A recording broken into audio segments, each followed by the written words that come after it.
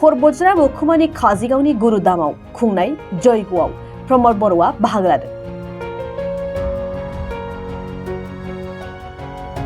क'क्राझार जिल्लानि बर'आ मुखुमानि सिङाव थानाय काजिगावनि गुरुदेव कालीचरण ब्रह्मनि जोनोम थावनि गुरुदामाव खुंनाय जयग'आव बिटिसिनि गाहाय मावफुं सोद्रोमा प्रमद बर'आ बाहागो लायो।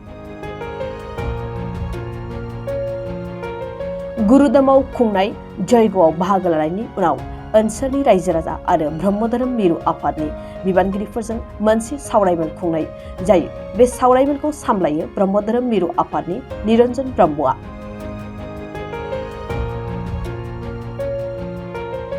खौरां बिजोंनि सिगाङाव प्रमद बर'आ बिसायख'थियाव जाहाथे थांनाय समफोरनि बायदि जेबो हिंसायारि जाथाय सोमजिया आरो बयबो गावबा गावनि साननाय बायदियै भट होयो आरो बिसायख'थिया मोजाङै खुंफुंजानायखौ हास्थायदों होनना फोरमायो।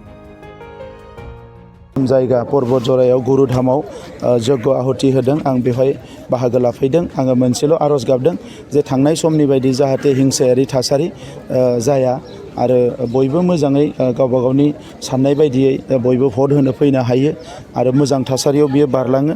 आं बेखौ हास्थायदों आरो बेनिखायनो दिनै बेवहाय ब्रह्म धोरोमनि माखासे दैदेनगिरिफोर पुर'हितफोरजों लोगोसे आंबो फैनानै बाहागो लादों आरो गुरुदेवनि खाथियाव आरज गाबदों, इसोरनि खाथियाव आरज गाबदों फैबाय थानाय समा जाहाथे मोजाङैनो मोजां बारलाङो।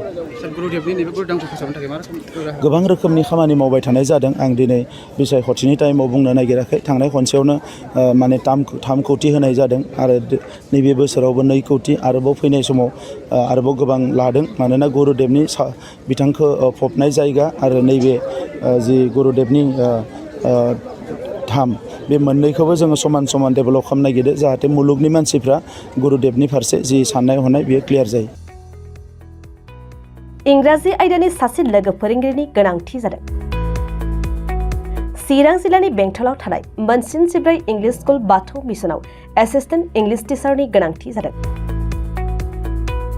जायफोर फोरोंगिरि मावनो गोसो गुदुं बिथांमोनहा इंराजि फोरोंगिरि मासिनि थाखाय आरज खालामनो हागोन। बिनायसाया इंराजि आयदायाव मेजर लानायजों लोगोसे MA नङाब्ला BA उथ्रिनाय जानांगोन। लोगोसे BEd नङाब्ला DLEd कर्स लानाय जानांगोन।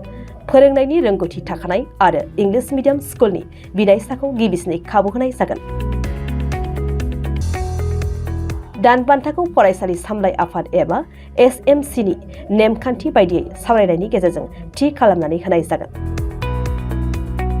गनायजाथाव बिनायसाफोरा गावनि रोखा फोरमायथिजों आरज बिलाइखौ 7002873919 मबाइल नम्बरनि गेजेरजों WhatsApp एपआव दैथायहरनो हागोन। सायख'जानाय एबा थिसनजानाय फोरोंगिरिया स्कुल केम्पासनि सिङावनो थानांगोन। बांसिन रोखायै मिथिनो थाखाय बाथौ मिशन कमिटिनि नेहाथारिजों 9101545633 मबाइल नम्बराव फोनांजाब खालामनो हागोन।